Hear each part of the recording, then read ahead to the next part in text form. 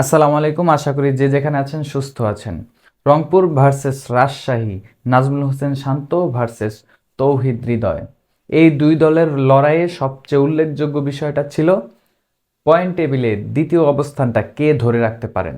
সেই লড়াইয়ে রংপুর পরাজিত হয়েছে এবং নাজমুল হোসেন শান্তর রাজশাহী সেই পয়েন্ট টেবিলে দ্বিতীয় অবস্থানে উঠে এসেছেন রংপুরকে টপকে। এই ম্যাচে কার কি পারফরমেন্স সেটাই আলোচনা করা যাক একটু। রংপুর এবং রাজশাহীর এই ম্যাচে বোলারদের তুলনায় ব্যাটসম্যানদের দাপটটাই সবচেয়ে বেশি লক্ষ্য করা গিয়েছে। সেক্ষেত্রে নাজমুল হোসেন শান্ত এবং তৌহিদ হৃদয়, একজন জাতীয় দলে ইতিমধ্যেই টি-20 স্কোয়াডে বিশ্বকাপের জায়গা করে নিয়েছেন তৌহিদ হৃদয়, অপরজন নাজমুল হোসেন শান্ত তিনি কিন্তু বিশ্বকাপের যে স্কোয়াড সেখানটাতে নেই। ইতিমধ্যেই তিনি একটি শতকও করেছেন এবং এই বিপিএলেই আরও একটি 50+ ইনিংস এবং জয় ছিনিয়ে নেওয়া যেই ইনিংস রংপুরের কাছ থেকে, সেই ইনিংসটা তো অনেক বেশি স্পেশাল। তৌহিদ হৃদয়কে নিয়ে অনেক বেশি আলোচনা সমালোচনা, জাতীয় দলের টি-20 স্কোয়াডটাতে তিনি যোগ্য নয়, এই বিষয় নিয়ে আমরাই কথা বলেছিলাম। তবে তৌহিদ হৃদয় একটা জায়গায় নিজেকে উন্নতির দিকে নিয়ে যাচ্ছেন, সেটি হচ্ছে অফ সাইডে শট খেলার যেই ঘাটতি তৌহিদ হৃদয়ের, সেই জায়গাটায় তিনি নিজেকে আরেকটু শানিত করতে পেরেছেন। বিপিএলের আগে যখন তৌহিদ হৃদয় এবং জাকের আলী অনিক, বিশেষ করে এই দুইজনকে নিয়েই সবচেয়ে বেশি সমালোচনা হচ্ছিল, দুইজন সবচেয়ে বেশি সমালোচনা জাকের আলীকে নিয়েই হয়েছে, তবে তৌহিদ হৃদয়কে নিয়েও কম হয়নি। তৌহিদ হৃদয় অফ সাইডে কিংবা জাকের আলী অফ সাইডে শট খেলতে পারদর্শী নন, জাকের আলী তো একেবারেই পারদর্শী নন, অফ সাইড নাকি মাঠই নেই তার জন্য, এমনটাও অনেকে আখ্যায়িত করেছেন। তবে সেই তৌহিদ হৃদয় আজকে যেভাবে অফসাইডে শট খেলেছেন সেই প্রশংসা তো করতেই হয়। আশরাফুলের ক্লাসে নিশ্চয়ই তৌহিদ হৃদয়ের উন্নতির জায়গাটা স্পষ্ট দেখতে পেরেছি আমরা।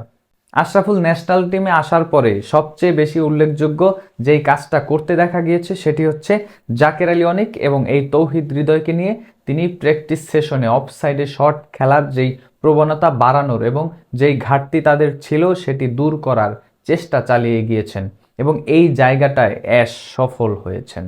তার মানে আশরাফুল যোগ্য হিসেবেই ন্যাশনাল টিমের ব্যাটিং কোচের দায়িত্বটা পালন করতে পেরেছেন ইতিমধ্যে, এখন পর্যন্ত এটা তো অন্তত বলাই যায়।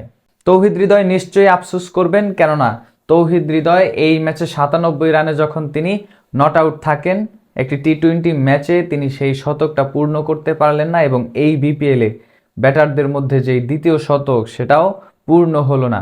তবে আক্ষেপ তো তার আরও বড়, সেটা হচ্ছে রংপুর এই ম্যাচটা জয় করতে পারেনি রাজশাহীর বিপক্ষে। সেক্ষেত্রে তৌহিদ হৃদয়ের ইনিংসটার চেয়ে নাজমুল হোসেন শান্তর ইনিংসটাই সবচেয়ে গুরুত্বপূর্ণ ভূমিকা পালন করেছে রাজশাহীর এই ম্যাচটাকে জয় করার ক্ষেত্রে। তৌহিদ হৃদয় এই 97 রানের ইনিংসটা খুব সুন্দর করেই সাজিয়েছেন, কেননা 6টি ছক্কা যখন টি-20তে তৌহিদ হৃদয় মারেন, ভক্তরা এর আগে তৌহিদ হৃদয়ের হাতে এরকমের ছক্কার মার দেখতে পারবেন কিনা সেটা চিন্তাই ছিল। সেই তৌহিদ হৃদয় এই ম্যাচে 6টি ছক্কা এবং আরও 8টি চার মেরে তৌহিদ হৃদয় 97 রানে নট আউট থেকেছেন। সেক্ষেত্রে তৌহিদ হৃদয় বিশ্বকাপের দলে তো খেলবেনই, আসলে পজিশনটা কোনটা হবে, কেননা ওপেনিংয়ে তৌহিদ হৃদয়কে রংপুর এই ম্যাচে খেলিয়েছেন। সেক্ষেত্রে বিশ্বকাপে তো আমরা তৌহিদ হৃদয়ের পজিশনটা 3 কিংবা 4এই বিবেচনা করতে পারি। 4-এ তো পারভেজ হোসেন ইমন তৌহিদ হৃদয়ের চেয়ে ইতিমধ্যেই সবচেয়ে বেশি আলোচনায়। সেক্ষেত্রে তৌহিদ হৃদয় 5 নম্বরে ব্যাটিং করবেন এমনটাই আশা করা যাচ্ছিল, নাকি তৌহিদ হৃদয়কে উপরের দিকে নিয়ে এসে তৌহিদ হৃদয়ের যেই পাওয়ার প্লেতে হিটিং অ্যাবিলিটি সেটা প্রমাণ করতে দেওয়া বিশ্বকাপে টি-20 বিশ্বকাপে সবচেয়ে বেশি উল্লেখযোগ্য হবে। তৌহিদ হৃদয়ের এই ইনিংসটার পাশাপাশি খুশদিল শাহের যেই 44 রানের ইনিংস, এই দুইটা ইনিংসের উপরে ভর করে রংপুর রাইডার্স যখন 178 রানের সংগ্রহটা পায়, অনেকেই ভেবেছিলেন এই ম্যাচটা রংপুর রাইডার্স ইজিলি জয়লাভ করবে, কেননা যেখানে রংপুরের ডেরায় মুস্তাফিজুর রহমানের মতো একজন বোলার রয়েছেন এবং আলিস আল ইসলাম, এই দুইজন চমৎকার বোলিং করছেন এই টুর্নামেন্টে। সেক্ষেত্রে এই ম্যাচটা তো রংপুর রাইডার্স সহজেই জিততে পারবে এমনটাই ধারণা করেছিলেন। সেই ধারণাকে বুড়ো আঙুল দেখিয়ে মোহাম্মদ ওয়াসিম এবং নাজমুল হোসেন শান্তর ওরকমের ব্যাটিং তাণ্ডবের দিনে জয়টা তো রাজশাহী ওয়ারিয়র্স ডিজার্ভ করে। ওপেনিং জুটিতে যখন রাজশাহী ওয়ারিয়র্সের মোহাম্মদ ওয়াসিম এবং তানজিদ হাসান তামিম ব্যাটিংয়ে নামেন, তানজিদ হাসান তামিম রানটা করতে পারেনি। সেক্ষেত্রে মোহাম্মদ ওয়াসিমের যেই 87 রানের সংগ্রহ, তার পাশাপাশি নাজমুল হোসেন শান্তর 76 রানের যে ইনিংস, 4টি ছক্কাও রয়েছে নাজমুল হোসেন শান্তর এই ব্যাটিংয়ে। সেক্ষেত্রে তাকে যে বিশ্বকাপে রাখা হয়নি, এই বিষয়টাকে তিনি আঙুল দিয়ে দেখাচ্ছেন।